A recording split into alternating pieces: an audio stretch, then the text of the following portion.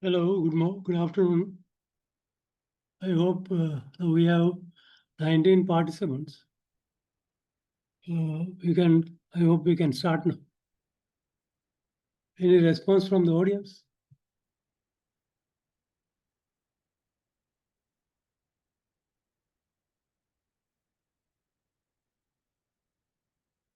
Hello, can you hear me? Unfortunately, we cannot have eye contacts. Anyway, I hope everybody can hear me. Can anybody respond? Yes, sir. Can hear you? Can hear me? Okay. I can hear you, yes. Thank you.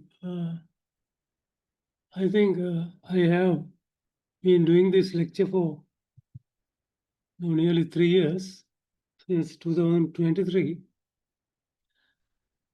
So I think there were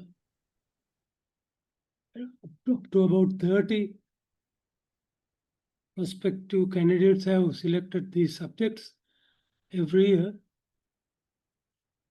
And I hope this year there will be an improvement to these answers to these questions based on this lecture. So today's lecture is actually in preparation for B paper, professional review. The question is, why social sciences? Because engineering intended to benefit society. So social sciences such as politics, global affairs, and uh, social benefits, history, all those things fall into this category. I hope you all have some knowledge on history and subjects like climate change, environment, astronomy, and also global politics. So the global affairs covers the factors and processes that affect the interaction among states and non-state actors across national boundaries. So we are trying to see what type of factors and processes that integrate the global community and engage in business, peace, and trade. So first of all, let us just focus on the basics. Human civilization. Now we all know that human civilization, since industrial revolution, I think the world over activities have accelerated development activities, and we have come to this stage in less than 150 years. So we are known as Homo sapiens, meaning wise human. The question is, however, we are not fully lived up to that name. Are we wise in handling majority of the global affairs? I think we can see in the 25th century, 2025, we are having more trouble than any other year. Over the last 100,000 years, we, the sapiens, have gained tremendous power. Yeah. Tremendous power through discoveries, inventions, and conquests. Yet we find ourselves in an existential crisis. What is existential crisis? That is, our existence is threatened. Most of the time, due to what we have acquired as human during this civilization period, industrial realization, and the root of this crisis is the misuse of our own power. We have been weaponizing the world. So human civilization remained primitive. That is what I understand. This is something I have stated in many audiences as evidenced by ongoing wars in 21st century. Now, if we are civilized, we should not fight wars. The exploitation of natural resources is another primitive activity, and reliance on unsustainable development, such as utilizing unsustainable materials for energy and development, fossil fuels. Instead of uniting to address the existential challenges we face, global powers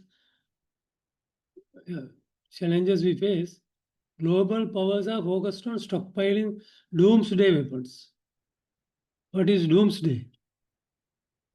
That is destruction of the whole world. Someday we expect a doomsday.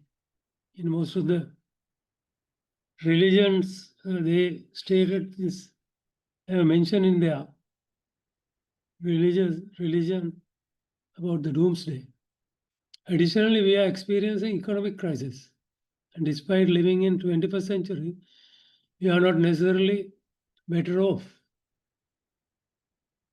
I think now you can experience our generation had something better time than your generation. Now you can see, although we are technologically advanced, and we have all the equipment and advancement of science, our challenges. Current generation have more challenges than our generation. We were born in 1950s. So those who are called people who were born in 1950s, baby boomers. So now you are called Gen Z. We are on the brink of ecological collapse due to our misuse of power. This power can exploit us and our sustainability is under threat. So power can exploit us and our sustainability is under threat. Furthermore, artificial intelligence possesses the potential to escape our control, putting us at risk of being enslaved or annihilated us, putting us being enslaved or annihilated. I hope you understood these philosophical points. Any response? Just think of how the population has expanded in the world. Major, say, 12 countries that are highly populated. You can see China and India together in the Asian region, we have more than 3 billion people out of 8 billion. I think now we just focus on countries with different governance structures. These colors are, marked, just countries are marked with colors to show their kind of governance structure. Just have a look on this map. Now we go to the governance systems. Presidential republic. What are the countries? There are a number of countries, but examples, USA, South America. A lot of South American countries are presidential republics. South Korea and countries in the South African, South American continent. Semi-presidential republics, Russia, France, and Sri Lanka. We call it semi because parliament, we have three pillars of governance: legislation, executive, and judiciary. Parliamentary republics. India is the best example. Also Pakistan. Parliamentary republic, executive president elected by the parliament. And that is a different system. It's unlike Sri Lanka. South Africa is an example. Parliamentary constitutional monarchies. That is, there is a king, but parliament is functioning. And head of state is king, but head of the government is prime minister. That is UK, Australia, and Canada. Then there are some countries, constitutional monarchies. That means the king is the ruler. In countries like Morocco, it's absolute. And then there is another type of governance system, absolute monarchies.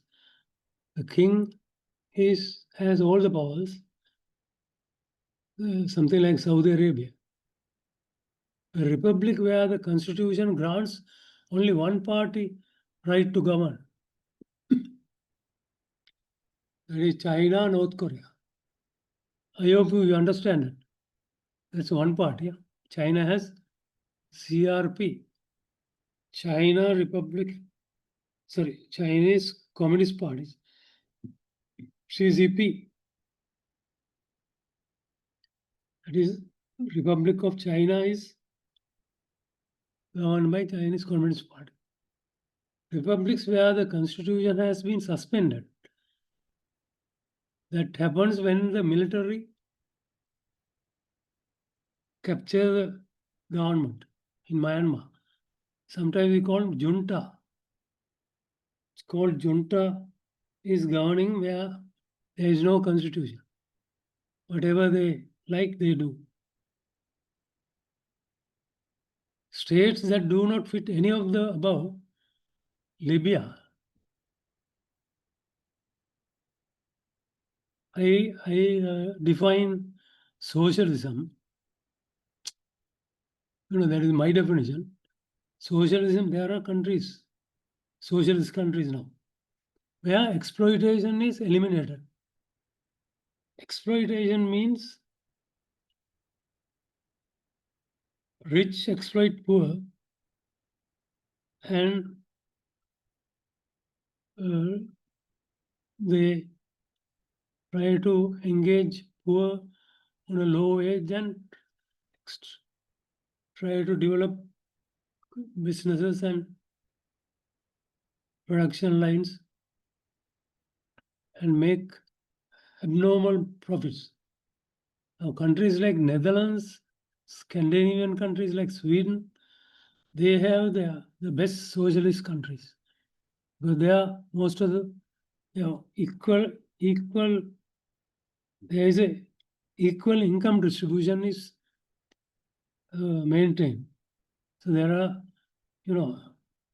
rich, the gap between rich and poor is narrowed down to a very high level, very good standard. So I'll be asking some questions on these governance systems. Let's compare the 20th century and 21st century. In the 20th century, I hope most of you were born in the end of 20th century and early 21st century. 2 world wars in 20th century, World War I, World War II. Then communism and revolutions, fascism and Nazism. Established government systems and engaged in World War II It's called Holocaust, and it's also called anti-Semitism, annihilation of Jews. United Nations, established in 1945. These are the key events that shaped the 21st century. Other international organizations such as World Trade Organization, World WMO, World Meteorological Organization, OPEC, and all those things are other agencies. NATO, North Atlantic Treaty Organization, which was established after the World War II to prevent any further wars between two West and the Communist bloc. Warsaw Treaty, of course, is now debunked. It's not defunct and not functioning. It was Eastern Bloc and the Russian Communist Party, the CCP. Cold War supremacy was one of the highest point in the 20th century, where a lot of things were based on this Cold War between USA and Soviet Russia. Man on the moon and this space race by the powers, global powers. Then Western talents. We saw the Western talents in the 60s at its peak. Cannot compare the current artists such as Elvis Presley, the Beatles. So they ever dominated the Western talents. Middle East was Indo-China War. The other wars that took place after the World War II. Then dissolution of Soviet Union, 1991, and 14 breakaway states. That is one of the greatest events in the 20th century. Dissolution of the Soviet Union by perestroika, implementing perestroika is also in Russia, Russian language, it's called glasnost. The man who was instrumental in doing so was Gorbachev. Then there was a key summit in Rio de Janeiro on environment and health of the planet. So those are the key events that shaped the 21st century, and now we are facing the following challenges in 21st century. Climate change and impacts. And there is a countries of partners, conference of parties that was established to establish as a platform for global community to engage in taking action against climate impacts and global warming, CO2 emissions, and atmospheric pollutions.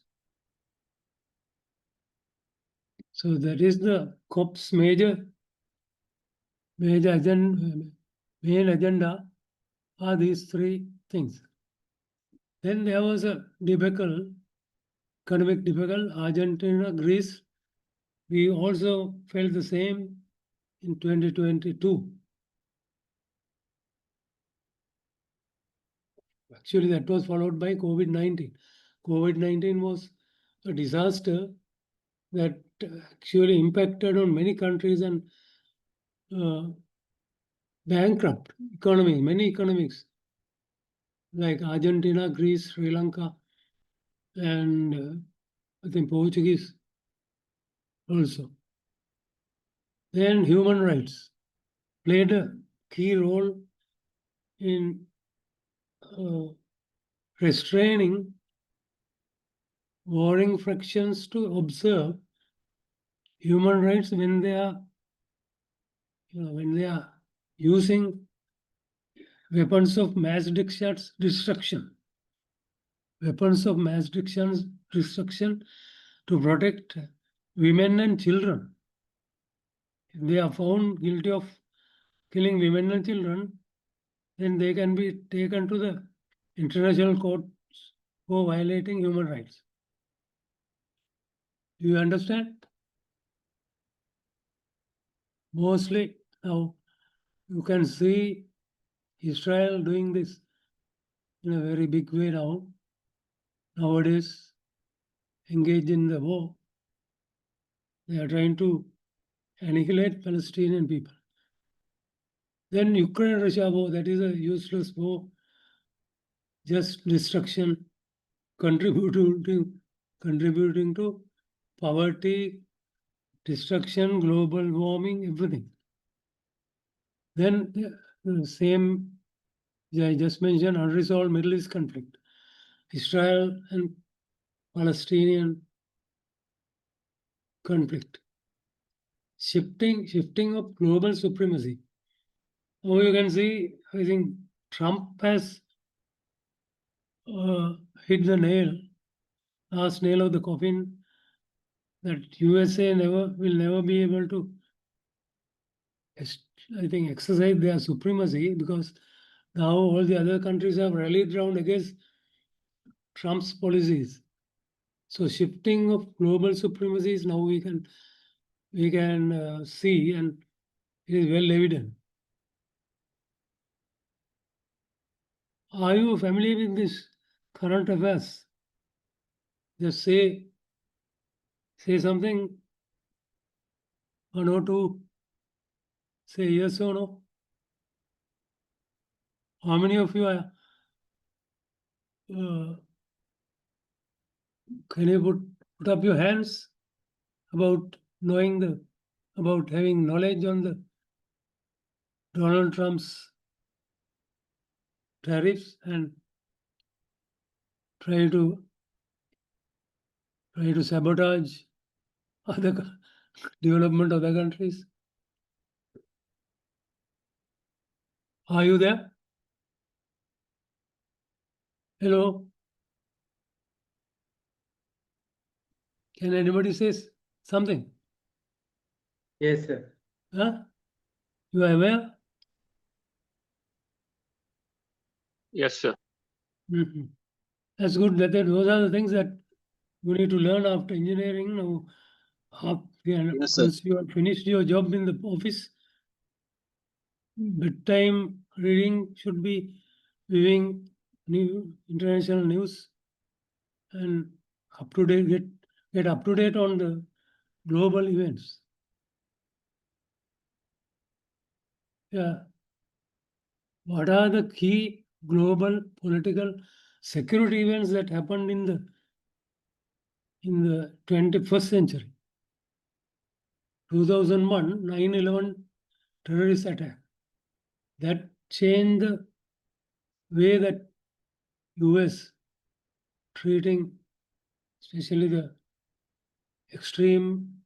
extremists. War on terror slogan, and also established a mechanism to destroy terrorist leaders. How many of you are familiar with how US killed Osama bin Laden? How many of you have heard of the story? That is after 10 years after this 9/11. I hope you have some knowledge. Then Arab Spring, where surprising in the Middle East and North Africa, Tunisia, Egypt, Libya, Syria, Sudan, demanding democracy and rights, mixed outcomes with some states collapsing into conflict. More conflict like Sudan. Now Libya has never raised their head again after ousting Gaddafi. Then rise of China as world leader. China's rapid economic and military growth has shifted global power dynamics, challenging US hegemony. What is hegemony?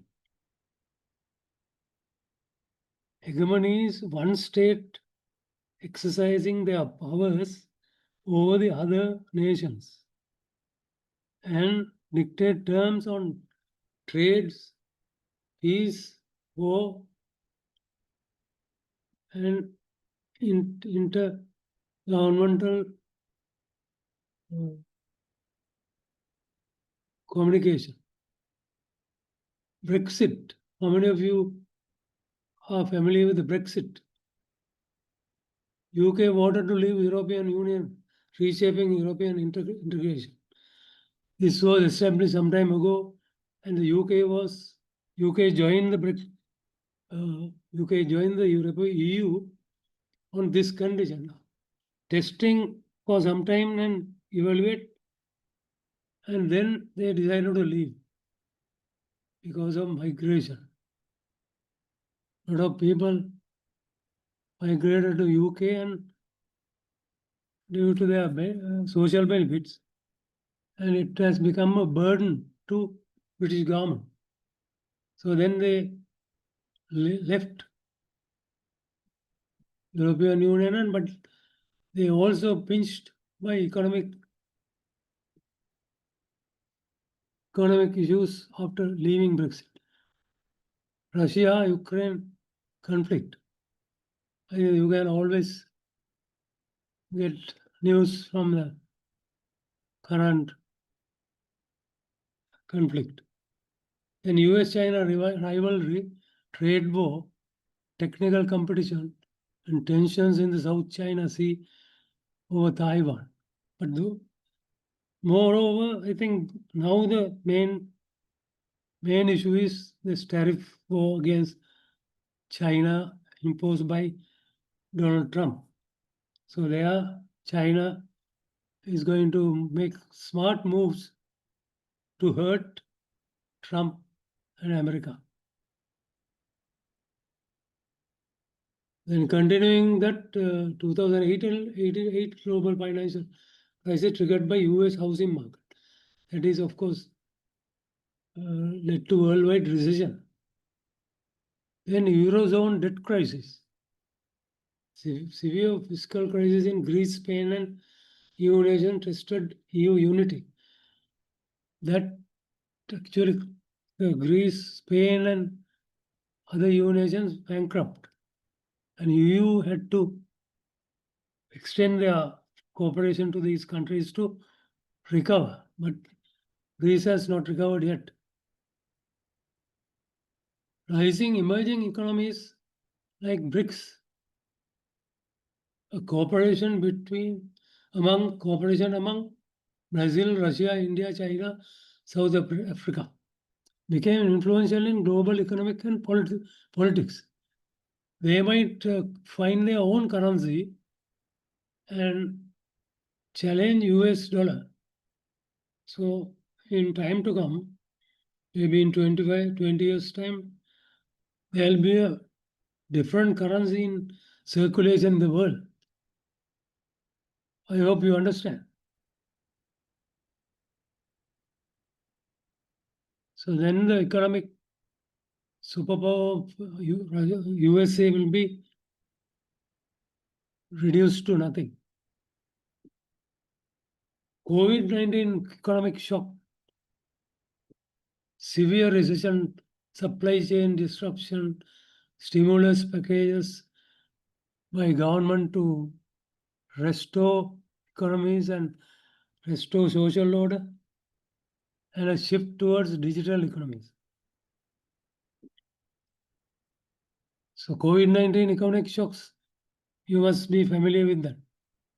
You must understand these shocks and how it impacted countries and economies. Trump's approach to global issues is affecting peace, trade, and social security in multiple ways.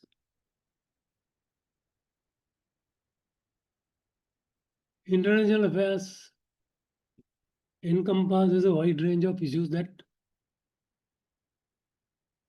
impact global relations, economic stability, security, human rights, and also create trade wars and arms race. Geopolitical tension, as I mentioned, Ukraine conflict. Implications for NATO. I hope you know the cause for this Ukraine conflict. What Ukraine betrayed Russia and try to align with NATO, that US Putin thought it is going to undermine their security, and he invaded. That was an excuse for Russia or Putin to invade Ukraine. That point you must remember. Rising tension in South China Sea, particularly regarding China's territorial claim and the response from United States and its allies. Now, this point, we are now east with this issue because of Trump's intervention. Now there is a unity among South Asian countries. China, India, Pakistan are going to have a platform together to fight international trade against US. But climate change is a continuing issue threatening the world communities. The increasing frequency of extreme weather events and their global economic impacts. International commitments to reduce carbon emissions, like the Paris Agreement and debate around transitioning to sustainable energy sources. Paris Agreement is one of the key summits that help in agreeing what should be done to maintain global temperature. That is to prevent temperature rise and lower it down to 1.5 centigrade.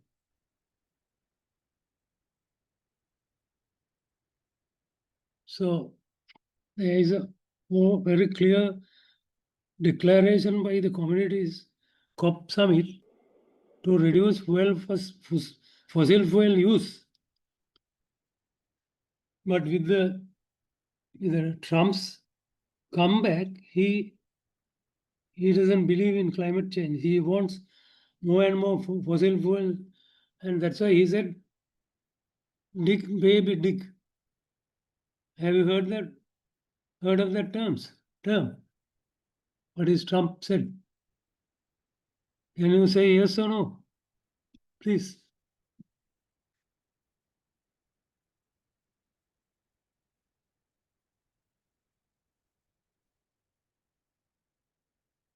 Have you heard dig, baby, dig means dig for more oil?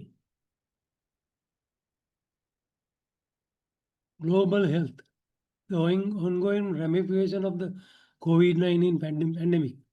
Now, still we are, ramification means still we are having trouble with side effects of pandemic, including vaccine distribution disparities.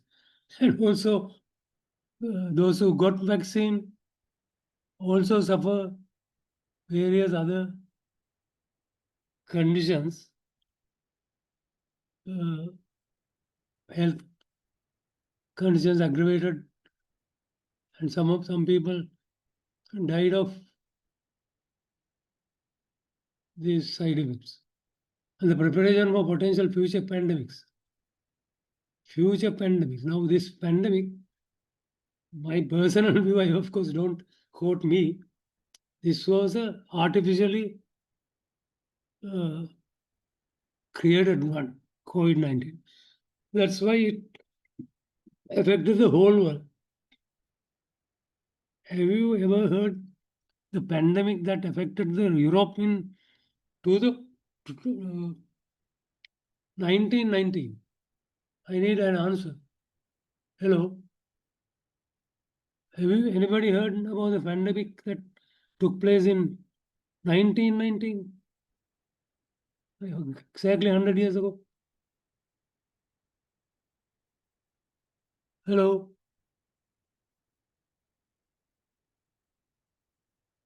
Can anybody say no? Oh, yes. Hello. Are you focusing? Are you concentrating? Hello. We don't. Actually, no, sir. Huh? No. No? Please learn about that. 6 million people died, but all of them in European countries just after the World War One. And the conditions also were very poor at that time to control pandemic. So that is how that pandemic did not come to Asia. Now, because of that, I consider this COVID-19 was a pandemic that affected all climate regions. Then is arms race, and now we have another race, it is AI race. Both may be considered as destructive forces because in the using AI means you are not using your brain, but you are using some other's brain. Few people use brains for other people to just replicate. That kind of thing I don't recommend because we are old people. We never had computers when we were schooling. Even in the university, the biggest instrument that we used was slide ruler. Have you heard of that slide ruler? Hello. Anybody has seen a slide ruler? Hello. No, sir. Huh? I say, let's try to just Google and see what is slide ruler. That is the one instrument that we used in our exams to calculate structural engineering, all the other subjects. Then continuing the key events, UN promote human rights, good governance, and sustainable development. So all these, I think, debacles, UN's efforts are commendable in maintaining human rights, good governance, and sustainable development. Without good governance, no human rights possible, no sustainable development possible. Economic inequality is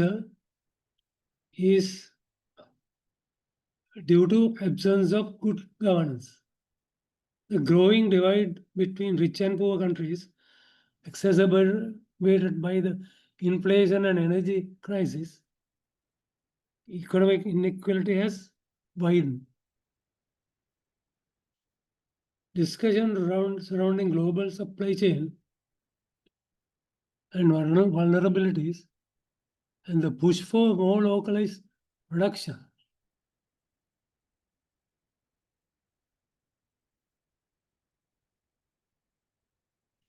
What are the supply chain vulnerabilities means? That means war, then disparities between countries, tariff, and maritime issues can affect global supply chain, and also climate change can destroy crops and supply of raw materials. So those issues can add to economic inequalities.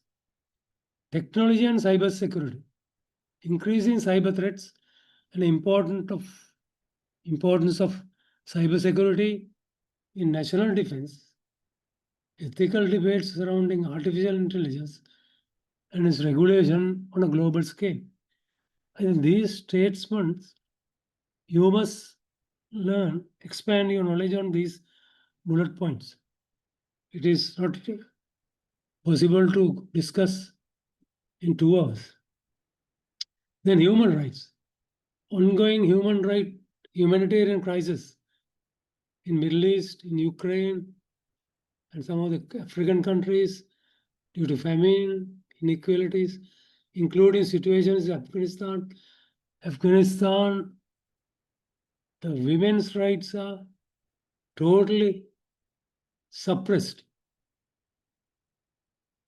Syria, similarly, Myanmar, the military junta has suppressed democracy and the treatment of refugees worldwide. So human rights is a instrument that can ease the refugee issues worldwide. Role of international organizations such as United Nations in addressing human rights violations. So actually UN, number 7 bullet, I have mentioned it, the ongoing conflict in the Middle East, which has persisted for 2 centuries, has been a significant barrier to global peace. Even the UN has failed to take decisive action.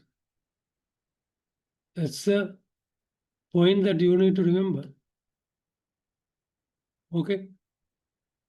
We have to discuss this point. When you answer your questions.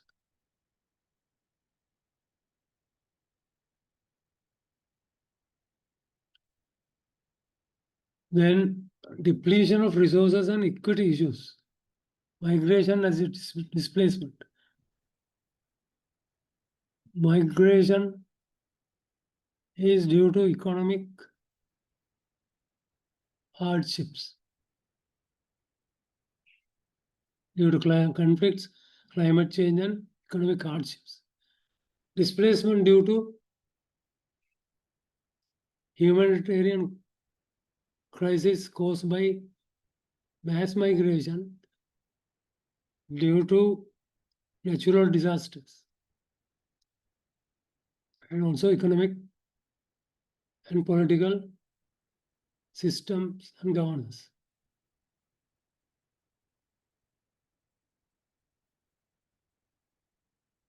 Now, the question is the effectiveness of institutions like UN and WTA, World Trade Organization, in addressing contemporary global challenges.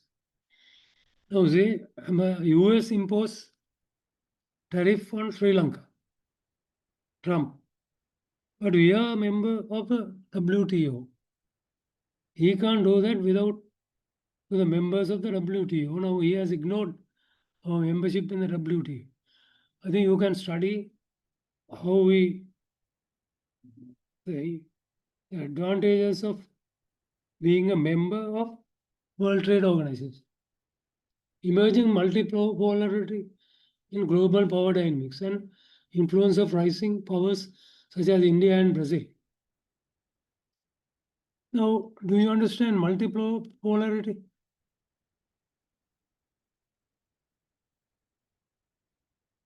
Can you just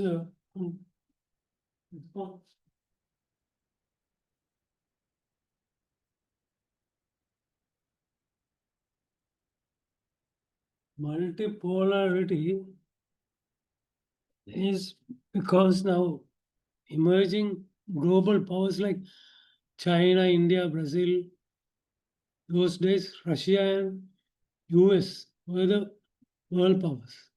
Now we have multiple polarity in global power dynamics. Conflict resolution.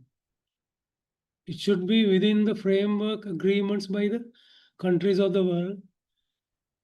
Framework agreements by countries entered with the UN. Conflict resolution. Now, these are the key points in the global affairs.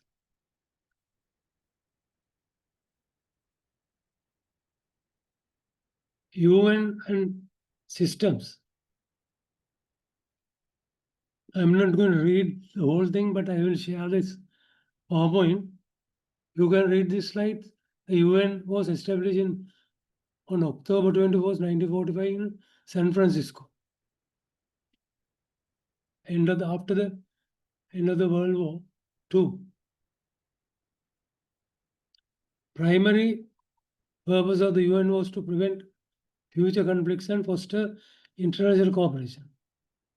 Now, since we have these global powers which are not obeying the UN conventions, we still could not, the UN still could not intervene decisively to prevent conflicts. That's a statement that you need to learn. UN has not been able to intervene decisively to prevent global conflicts due to enrooted conflicts like Israel, Palestine. UN is funded by member states. There are 193 members in the UN. There are some countries not members of UN like North Korea.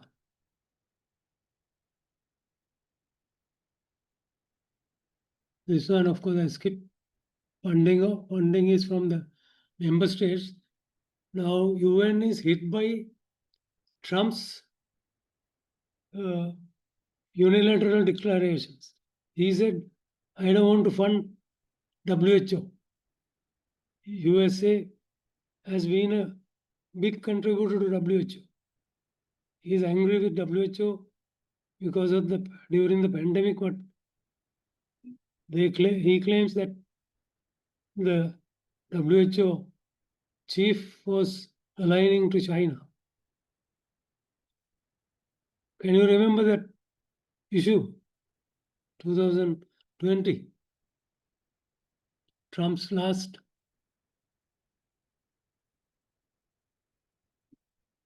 year in the first presidency.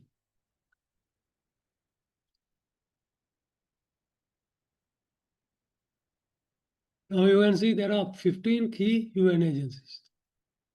WHO, World Health Organization, UNICEF, then UNESCO, ILO, FAO, UNDP, then the World Bank Group, which consists of World Bank, International Development Agency, ADB, JICA, AFD, and EU. How many of you are familiar with World Bank, IDA, ADB, JICA, AFD, and EU?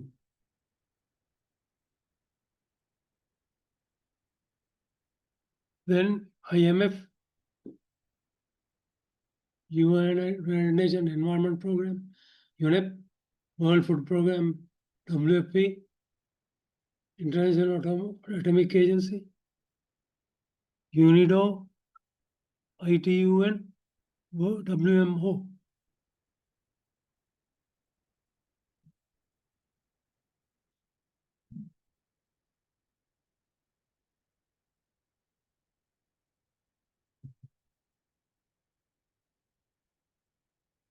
I think this is important. Everybody should know United Nations Charter.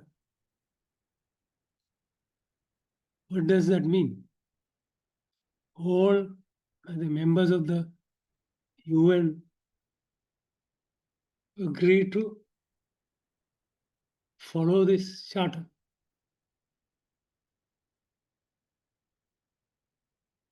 I hope you can read through.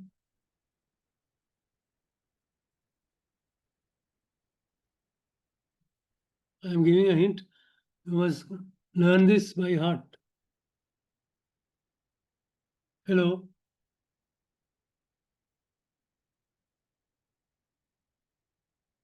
Have you seen this before? Anybody can say something, please?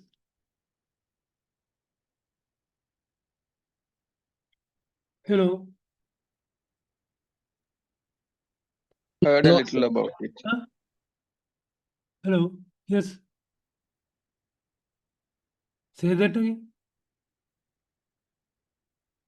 I couldn't hear you.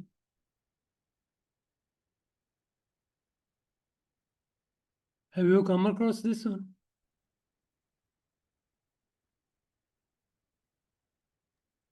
Yes, sir.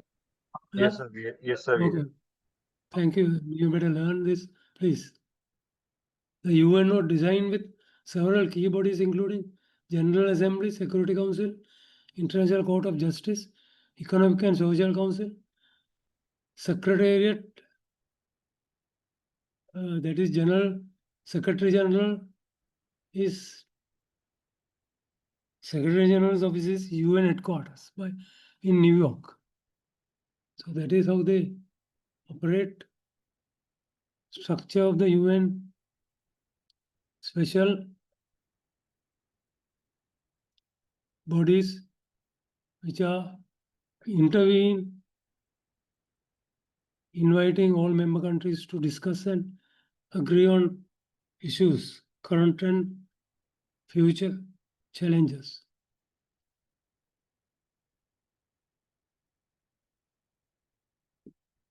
I think I have mentioned a lot of these things before. International conflict zones are regions where there are ongoing recent armed conflicts, often involving significant violence, displacement of people, and humanitarian crisis.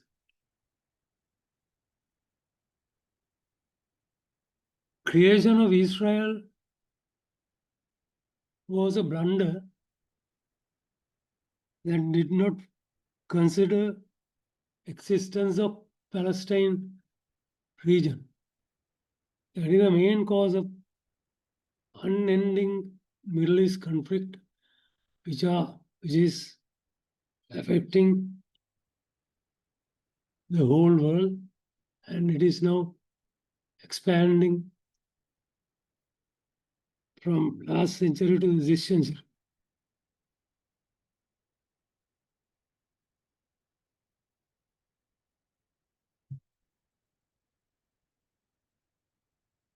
I think I just want to consider a 5-minute break,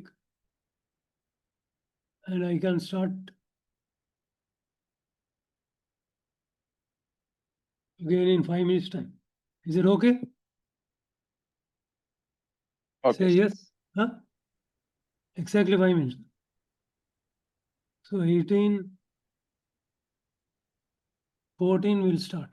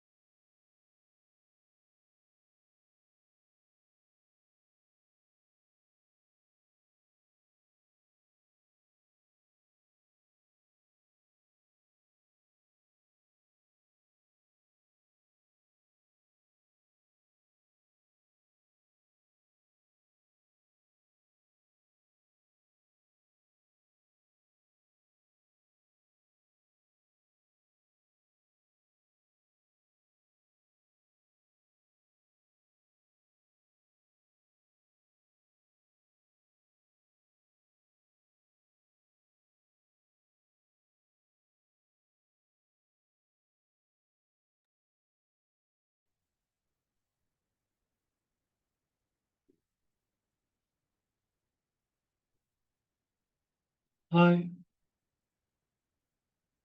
Okay, we'll continue with the lecture. International conflict zones. There is a permanent conflict that is in the Middle East.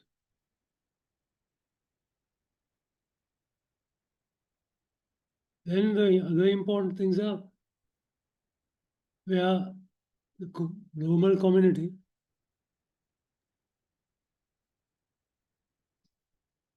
are having global economic summits, economic and social summits, where they agree on critical issues affecting economic, world economy, society and environment.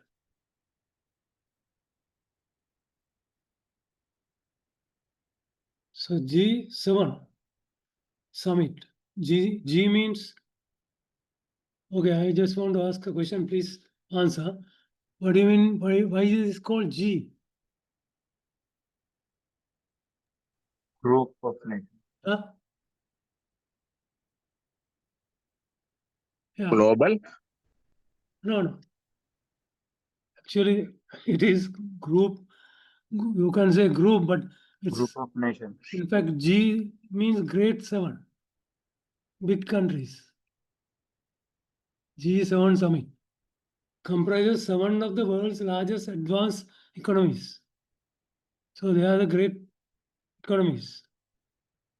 Canada, France, Germany, Italy, Japan, and UK, United States. The European Union is also represented as a, now since there's European Union Parliament and also representatives. The G7 focuses on issues like global economic governance, international security, and development. Now, development covers, security covers peace, arms race, and interventions by big powers. Economic governance is the main focus of these summits. And they also take decisions to support countries who are developing countries who needs support from G7 countries. Like now we are granted GSP, that is preferential tariff systems, by Europe and America also.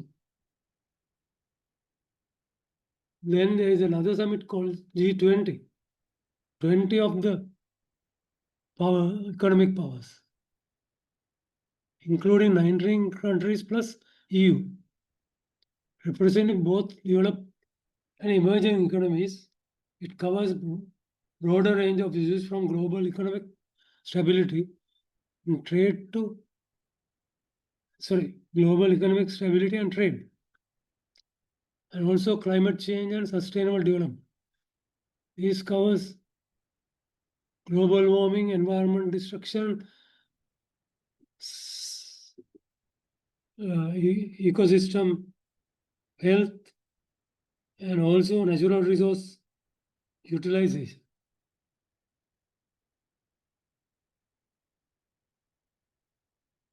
Hegemony theory,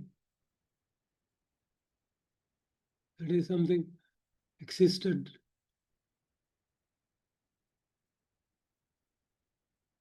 Hegemony is the dominance of one group over the others. Sometimes the best example of hegemonic stability was when the British Empire, and it was called, in the British Empire, the sun never sets. You know what I mean? But it was. British Empire expanded from east to west. So in there are a lot of countries cross various time zones. That is why they say sun never sets on British Empire.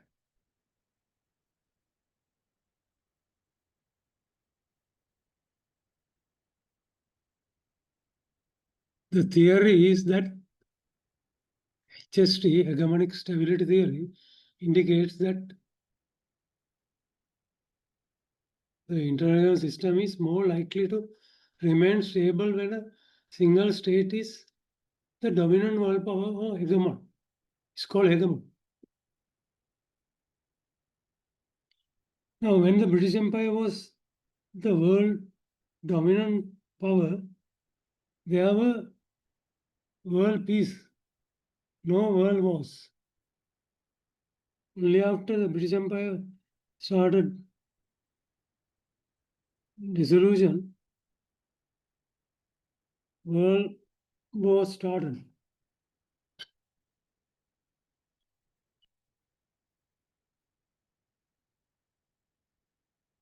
And after the British Empire, US took over as the hegemonic state.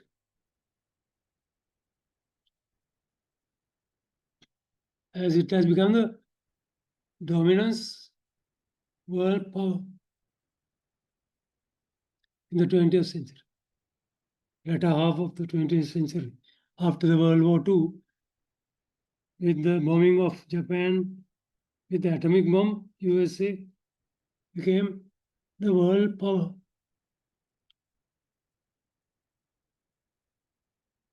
Key elements considered. Now, you can see hegemonic state. Anarchy requires a leader. What do you mean by anarchy?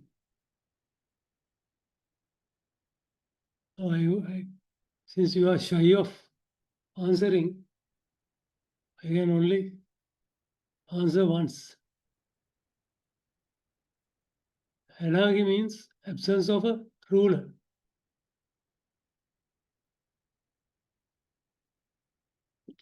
The absence of world government necessitates a dominant power. Hegemon provides public goods, free trade, security, financial stability, and international rules.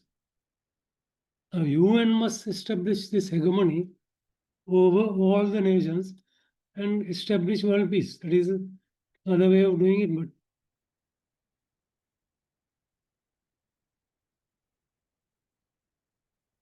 stability equals hegemonic strength. Order flourishes under hegemon's leadership. Decline breeds instability.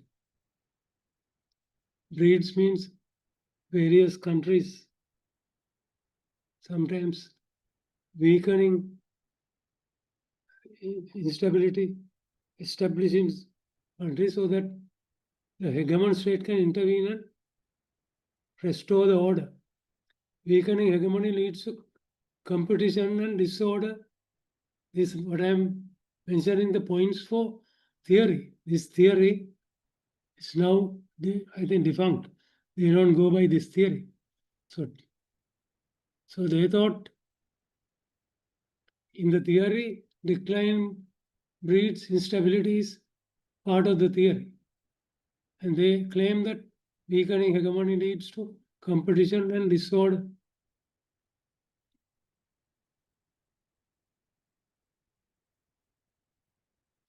Classic example is Pax Britannica. It's called Pax Britannica, hegemonic stability of British Empire. So that is the hegemonic empire, hegemonic stability of the British Empire is taken as the example to support HST, hegemonic stability theory.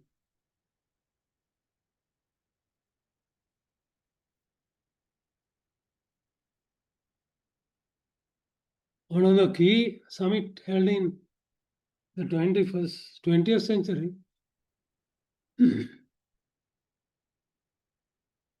sorry, India, sorry. No, I don't need to go through anything. India had hosted the 2023 and Rio de Janeiro hosted the G20 in 2024. So one of the key declaration by India, Indian summit, was building a just world and sustainable planet. Can you see this statement covers governance, sustainability, and health of the planet.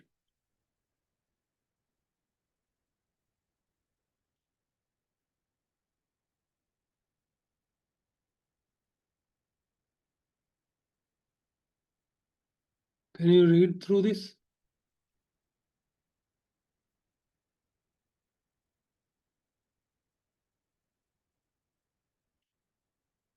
G7 Summit 2025 dates 16-17 June. It was held in Canada.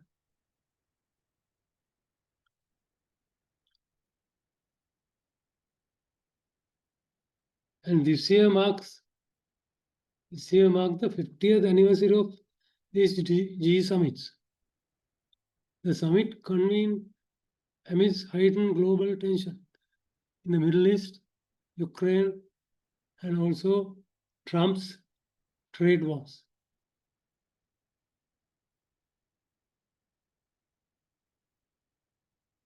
The featured discussions on tariff, climate policy, and digital transformation were highlighted in this summit. Then there will be another summit at the end of this year. It is G20. In addition to G7 members, they invited leaders including India's PM, Narendra Modi, South Africa's President Cyril Ramaphosa, Brazil's President Lula da Silva, Ukraine's President Zelensky, among the others, for this year's summit, but they are the conflict affected zones. When in June, there were almost Pakistan-India conflict. That's why Modi was invited to G7, whereas Modi was not in the G7.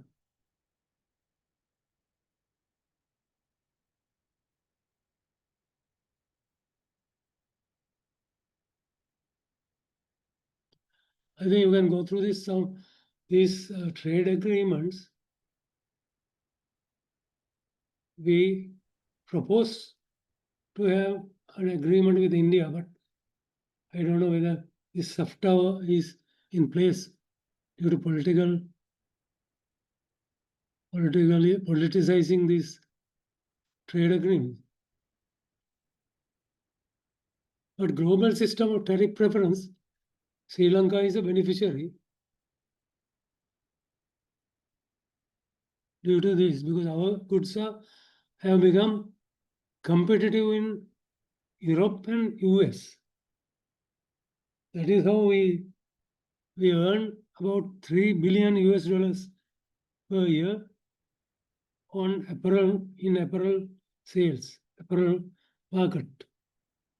That is now threatened by Trump's tariffs. So Sri Lanka has granted preferential tariff benefits to a wide range of products imported under the following trade agreements and arrangements. GSP, Hindu Sri Lanka Free Trade Agreement is FTA. Pakistan Lanka Free Trade Agreement, PSFTA.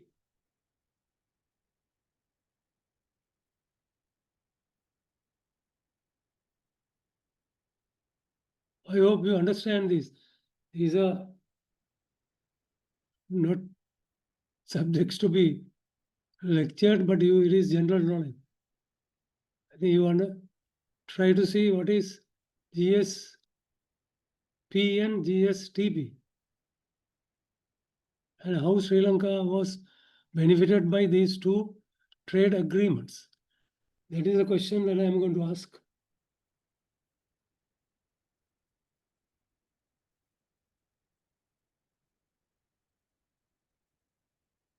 Now see, that is how the grade 7 and grade 20 countries supported growth and development in the developing world. That is how to promote economic development in countries like Sri Lanka. GSP, now US is not going to honor this GSP agreement. This is a very important statement. US trade preference programs, such as generalized system of preference, provide opportunities for many of the world's poorest countries to use trade to grow their economies and climb out of poverty. GSP is the largest and oldest US trade preference program. GSP supports US jobs and help keep America companies competitive, promotes human rights and good governance. Because Sri Lanka has to honor human rights and good governance,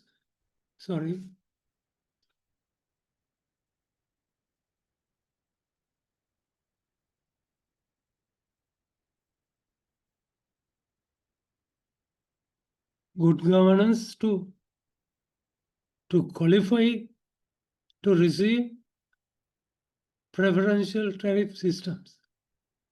Sri Lanka had to honor human rights and good governance to be qualified to receive preferential trade system benefits.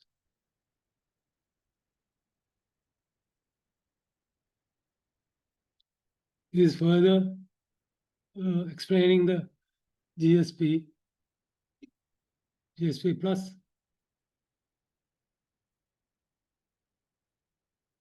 Now see, the GSP plus is the special incentive arrangement for sustainable development. If you have agreed on sustainable development goals, that is also part of incentive. That is, once you establish, you get incentives through these agreements.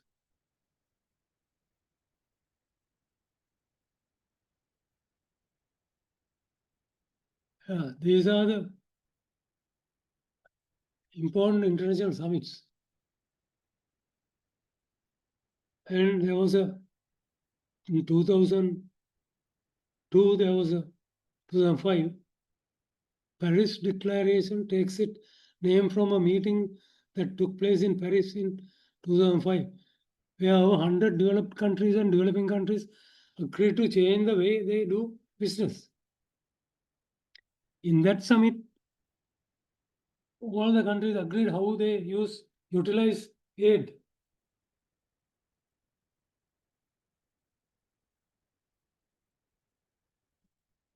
Aid given by World Bank, ADB, JICA, ADF, Exim banks and bilateral development banks, Islamic banks, etc. They invest in projects. And now, Paris Agreement focus on developing as a sector. Now, without project by project development, the whole sector, sustainability of the whole sector and economy. For example, electricity sector, rather than developing power plants, to integrate a development plan and identify components which could be financed by the multilateral development banks and bilateral agencies. So that was how the Paris Agreement. Key aspect was sector-wide approach. We could mention it here, sector-wide approach. Then there is a World Bank spring meeting. In every April, they invite finance ministers of developing countries. And IMF, World Bank Group. And there they agreed where to put money.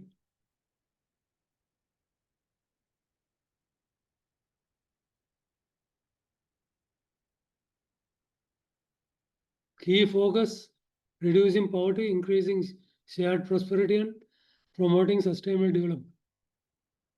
Now, can you see? Everywhere sustainable development is the key aspect of mobilizing resources and maintaining social order.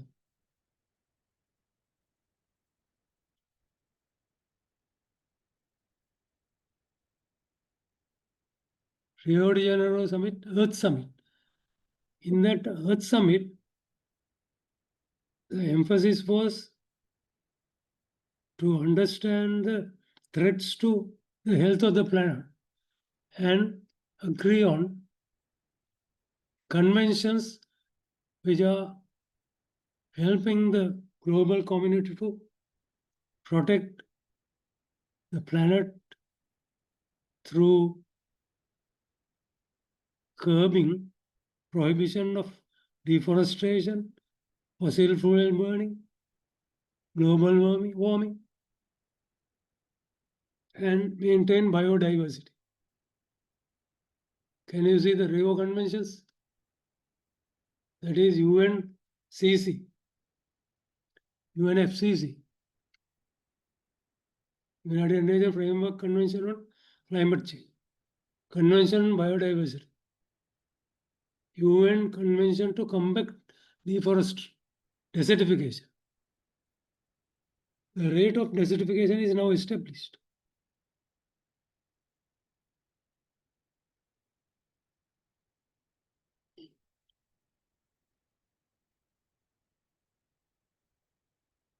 I'm not going to go through the whole thing, but when I share, please go through this.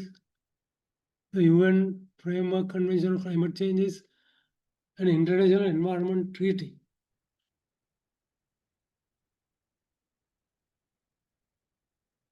And entered in 92 and 94.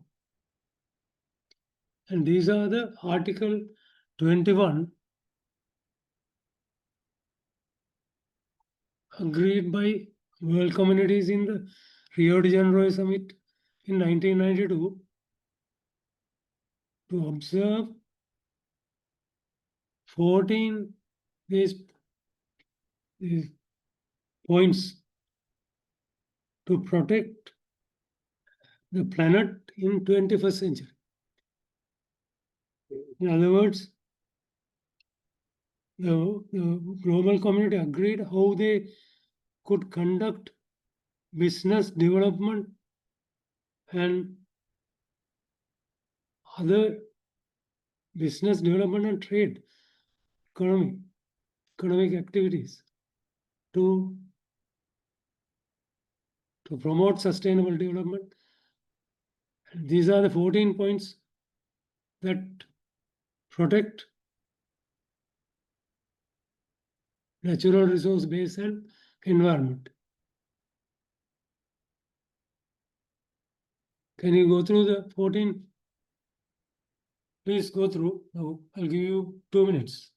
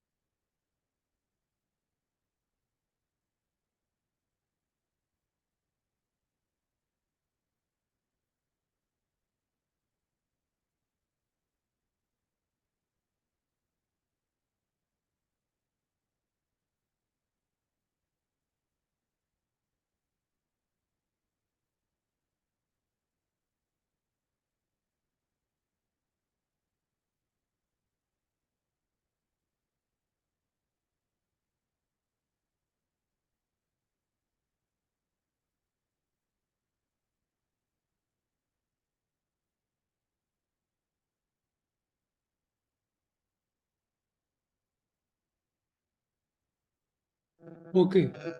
Have you gone through the 14 points?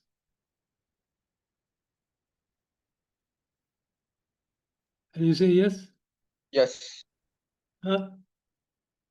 Hope you can remember.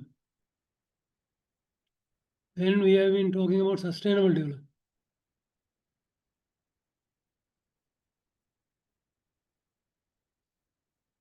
Now, if somebody asks, as an engineer or anybody, any other profession, everybody should by heart know what is sustainable development. But I can always say easily what is not sustainable development. What is not sustainable development, we can always show examples.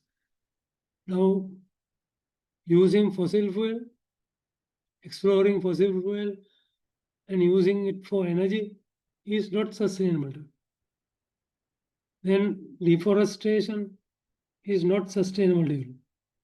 Using timber for building and furniture is not sustainable development. Then I also, as an environment specialist, I can always say highways are the biggest contributor to global warming, environmental pollution. Now, have you noticed how the highways are going to contribute? In my next lecture, I will go through, come to that point. Sustainable development theories meets the needs of the present without compromising the ability of the future generation to meet their own needs. For example, take the natural resource water. Water is flowing down from a hill. Then we use it in a stream. But that water flow depends on the forest in the catchment area. Now, while we are using water, if we also use timber for our work, our progress and development, you are destroying the water. Then it will not be available for future generation. What you should do is protect the forest and use the water. Then there is a system, interdependent system, that is providing sustainable utilization of water.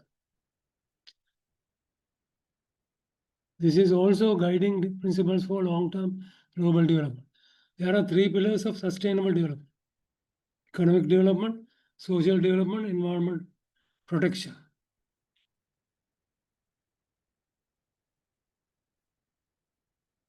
This is called Venn diagram.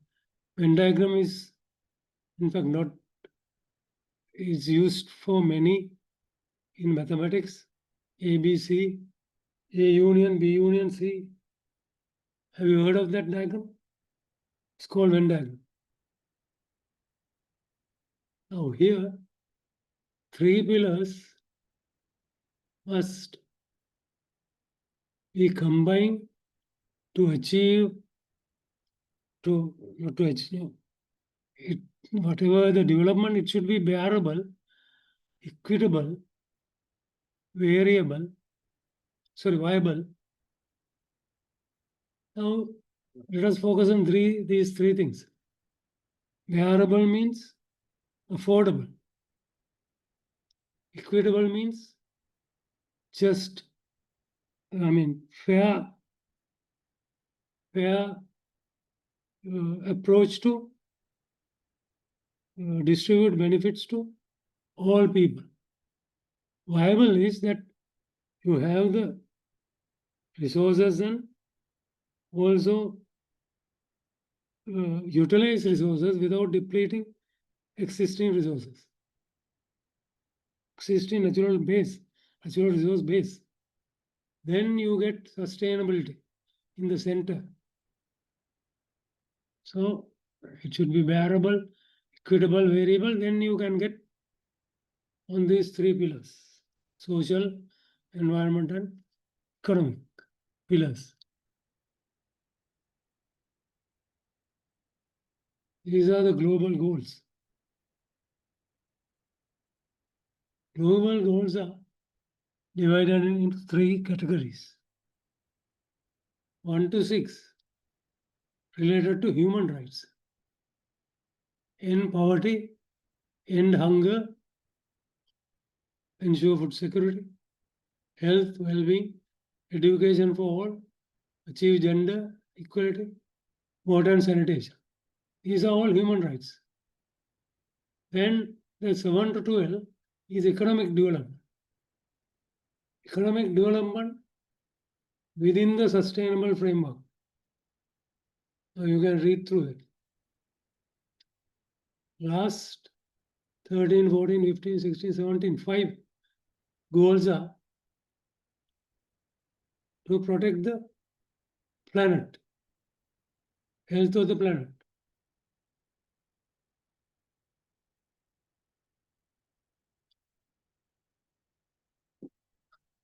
I think this is a very important, inspiring statement. Sustainability of resource, technical sustainability, balanced demand and supply, no exploitation. Exploitation is the worst thing that can destroy our environmental, that go against sustainability. Then financial sustainability, where stability of the population, stability of demand, willingness to pay. If you don't get the return on investment, then financial sustainability is not met. Social sustainability, cost recovery or cost sharing, application of user pay and polluter pay concepts. Economic sustainability, sustaining economic development. Now consider water as an input to growth,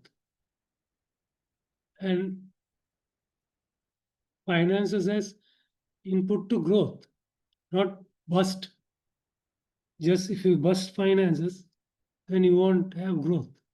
Institutional sustainability, capacity to plan, maintain, operate the system.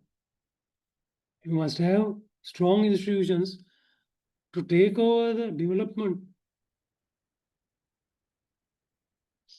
and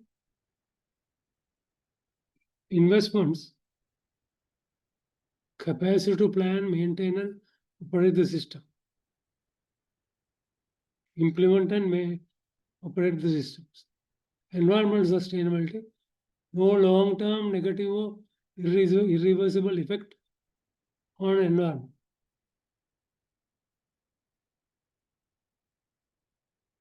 So these are the action by world body considering the generational issues which are affecting the current generation due to technological development, and also their cognitive behavior. What is cognitive behavior? Take down that what is cognitive behavior and learn something. UNESCO recommends a ban on cell phones in schools. Phones are distraction, will enable bullying and hinder social development.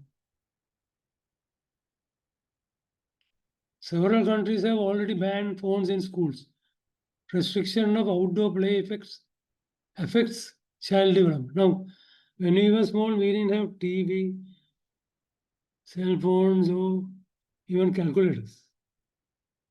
But after schools, we go to the grounds and play till dawn.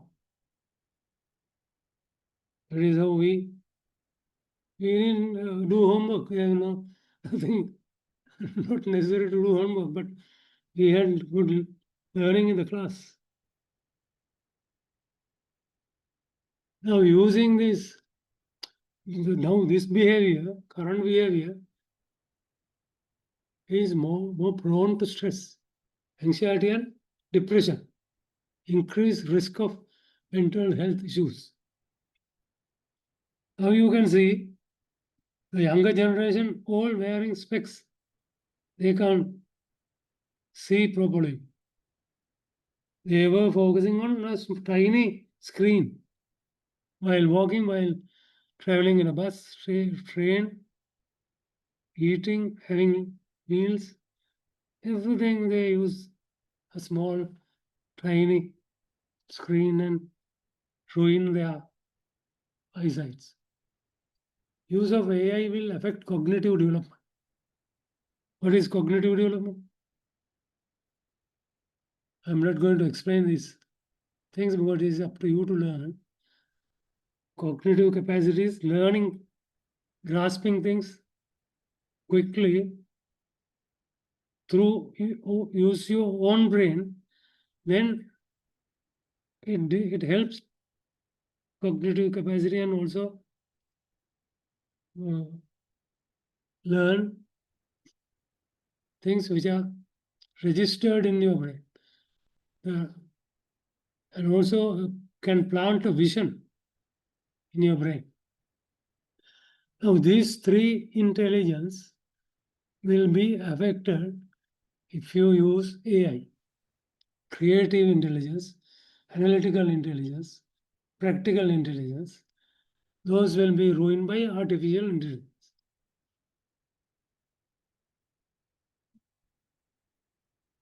Have you heard of these three eyes? Can you answer, please? Please answer. These three eyes, intelligence. Huh? Have you heard Yes, of these sir. things? Huh? Yes. Please say yes. Some participants have already left. Over reliance on AI will lead to lack of critical thinking and creativity. IT persons will use the brain and others use the devices. That is my statement. Do you agree? Hello? Do you agree?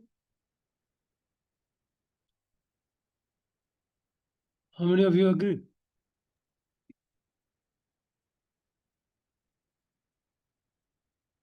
Now, these are the positive effects and negative effects.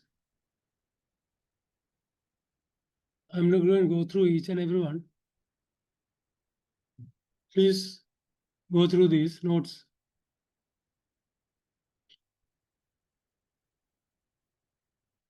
Now, what are the rights and what do they mean? Human rights are rights inherent to all human beings, regardless of race, sex, nationality, ethnicity, language, religion, or any other status. Please differentiate human rights against fundamental rights. I'm not going to talk about fundamental rights, but you have to learn human rights versus fundamental rights. Please do that.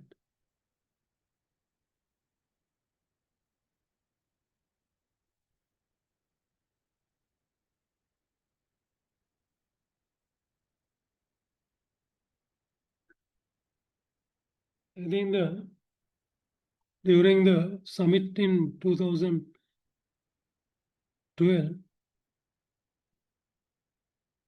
they agreed, countries of the world agreed a transformative promise of the 2030 agenda. Because these countries have agreed and put their signatures to achieve SDGs 17 goals by 2030. So they are universal values, increase universal values through human rights based approach, leaving no one behind. That is LNOB. Leaving no one behind means all the benefits will reach each and every person regardless of their social, economic, stated, and also regardless of their terrain, say where they live.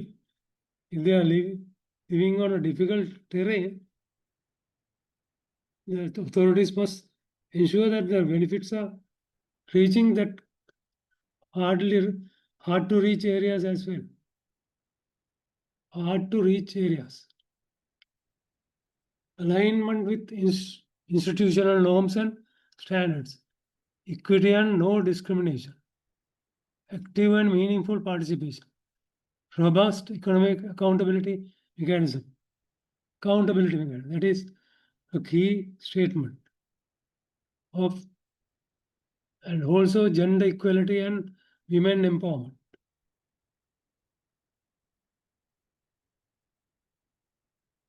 Now, Trump is against gender equality. He said if the UN agencies request for funds in their proposals, they must never use climate equitable and inclusive approaches. Equitability and inclusiveness and climate, those three terms should not be there in the proposal. Can you see how ignorant Trump is and his cruelty towards sustainable development?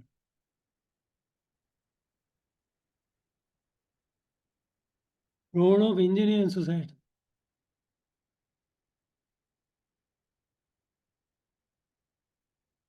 Now, all these lessons on global affairs, sustainable development, and international agreements are to develop a professional engineer who is smarter than others, because he knows most of the things surrounding him and as well as remotely happening. So engineers play a key role in shaping our future. These are the things that I am going to raise your status in the society. They design and build the infrastructure and systems that support our communities and economies. As technology continues to evolve, engineers are at the forefront of innovation, developing new and improved solutions to the challenges we face. Approach of engineer 5 decades ago was authoritative and focused only on development of infrastructure, and overlooked many aspects related to sustainability, social and environment. So for example, development of say a large dam in 1960s, engineers don't care about displaced people, don't care about the land utilized and inundated, don't care about the social and environmental safeguards. But now all development projects must look after affected party. Those who are displaced, those who environmental degradation, they must not remove forest and also harm biodiversity. Main reason was the development banks promoted large projects. That is prior to 1960s. World Bank funded 550 large dams. Established World Commission on Dams in 1997 to look into the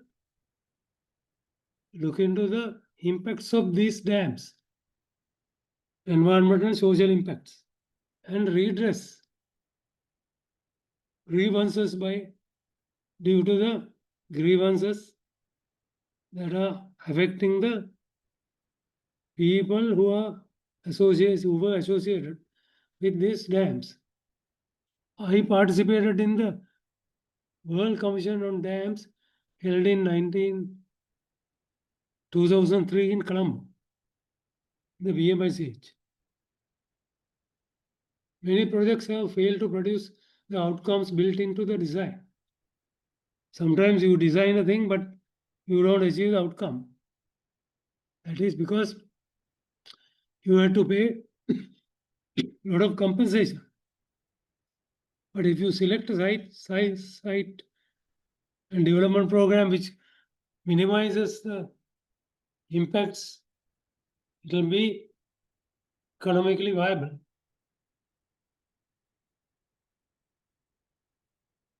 To be an effective engineer in the society, a broad outlook is required in terms of latest development in technology, social and environment aspects. Promotion and protection of human rights and social and environment safeguards change the role of engineer to consider, there should be two, to consider beneficiaries and affected parties equally.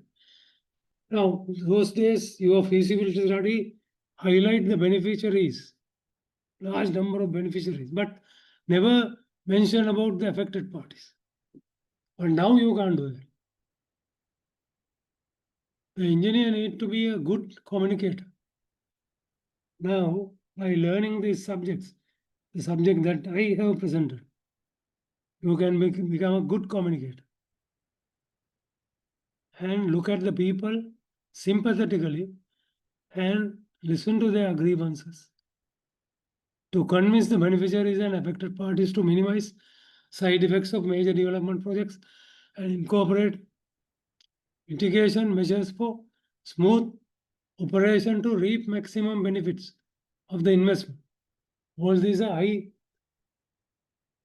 prepared especially for your lecture. Take away from the presentation.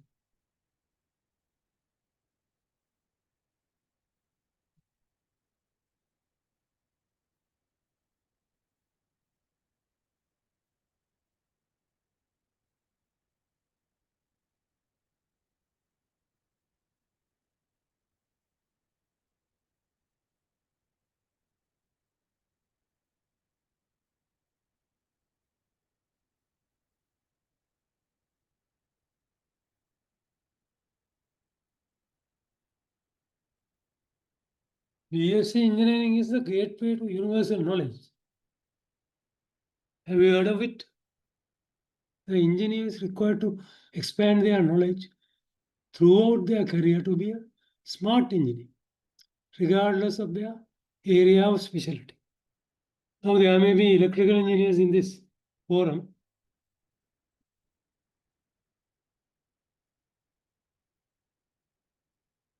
I am in a meeting. Come after 7:30.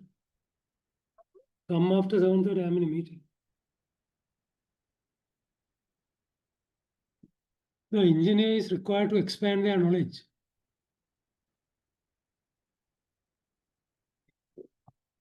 Or there may be electrical engineers, mechanical engineers among your group. But they need to learn about the environment. They need to learn about the climate change, sustainable development. To be a smart engineer, social safeguards, environment safeguards. Essentially, the engineer must have a sociological approach with knowledge of governance, politics, diplomacy, international trade, country's economy, sustainability, environment, climate change, economics, global affairs, international relations, and development of economics. And development economics. So, sorry, that's a new subject. Investment and return on investments, cost benefits, social and environmental safeguards, disaster management and risk assessment, humanitarian action. These are, so this, to follow all these, You must have a knack for acquisition of knowledge. That is the key bottom line. Knack for acquisition of knowledge.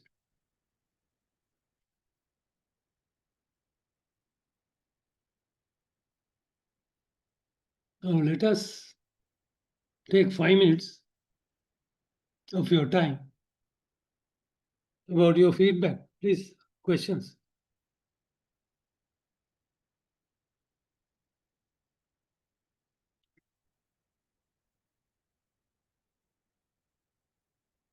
I told you that it is not easy to learn everything in a lecture, but it is anybody's business to learn, go through. There are many ways of learning now. So use all those avenues to expand your knowledge. Please respond in asking a question, no, appreciating whatever you learn. Anybody?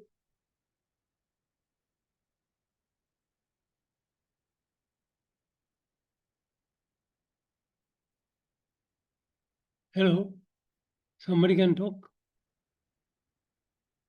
I just can't finish it because I have to see that you are there in physically. Hello?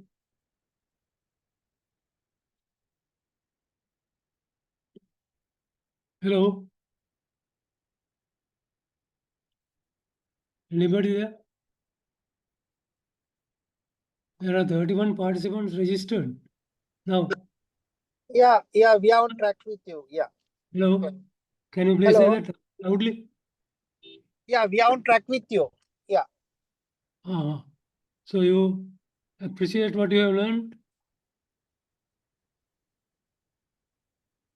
Hello? Yes, sir. You appreciate. So you will be able to answer some questions on these subjects.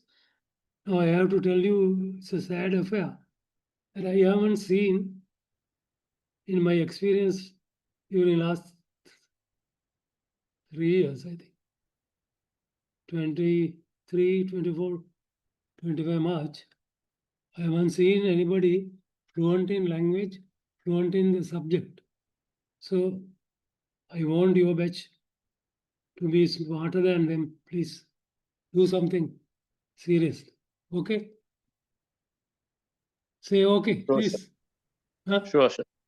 Yeah. Okay, thank you very much. And please learn these topics and share through the IES. Thank you very much Thank you. for listening. And all the best for your charter. Thank you. Thank you, sir. Thank you very much, sir. Thank you. Thank you, sir. Thank you. Thank you, sir.